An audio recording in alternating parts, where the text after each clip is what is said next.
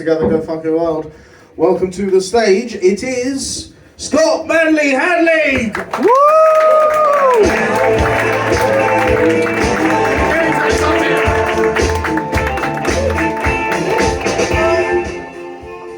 Okay.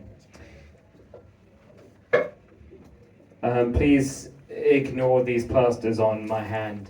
I cut myself shaving. I'm really glad 2024 is over. It was a very big year for me, big year for all of us, a leap year. That's literally the biggest a year can be, numerically. In many ways, I'm still processing some things that happened that year. Had a very big loss in the autumn, something very important to me ended. Maybe this affected some of you as well, because I'm talking about the pret-a-manger coffee subscription, which terminated on the 4th of September 2024. Truly one of London's darkest days. If you don't know what pret-a-manger is, it's like Greggs, but for people with student debt.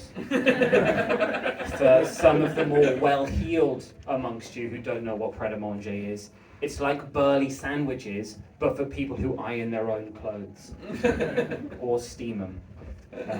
That's in. Steaming is in. The pret-a-manger coffee subscription was a really wonderful thing. Basically, it worked like this: you gave pret-a-manger £30 every single month, direct debit, the least pretentious kind of debit, and they gave you a magical QR code that they could scan at any of their checkouts in exchange for up to 5 freshly made barista-style coffee drinks every single day. Pret-a-manger operate a dynamic pricing model, so the price of a coffee in their branches fluctuates based on how premium a site that is. So if you're in a pret-a-manger close to major tourist infrastructure, big airport, railway station, and that pret-a-manger has toilets that they clean daily, you might be paying as much as £3.90 for an oat milk flat white. If you're drinking 5 of those every single day for an entire month, and you're getting all of those for just £30, the savings are astronomical. Numbers too high to calculate. The pret-a-manger coffee subscription was the best thing that ever happened to me. And you might hear that and think, fucking hell, Scott Manley Hadley must have a shit life. But no, I don't. My life is, I mean, it's not ideal, but it's fine. It's livable. As I said to my beautiful, age-appropriate wife and my healthy infant child just this afternoon, the pret-a-manger coffee subscription really was the perfect cherry on top of an adequately iced life. To put it into perspective from the other side, I'm going to tell you about the worst thing that's happened to me recently. I've started collecting tapes, music cassettes. That's not the worst thing. I'm just old and hairless enough to like physical media, but not tattooed enough to think vinyl's a good idea. It's too big, guys. It's too big. And that crackle isn't meant to be there. If it was, they'd put the crackle on the versions on Spotify that normal people listen to. But I like tapes.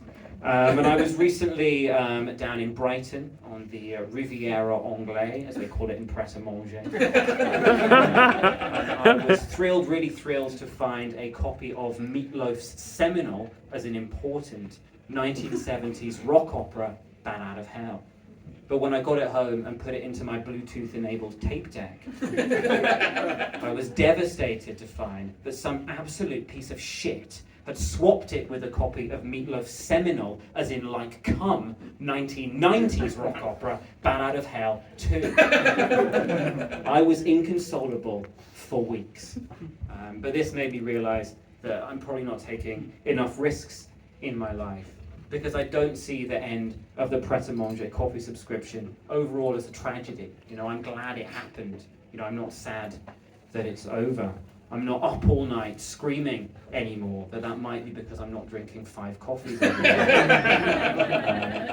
But thank you for letting me reminisce about a truly important thing for me. And anyone with a drink in hand, please do raise it to the Pret a Manger coffee subscription. Gone, but not forgotten. Thank you very much. I've been Scott Manley. Hadley.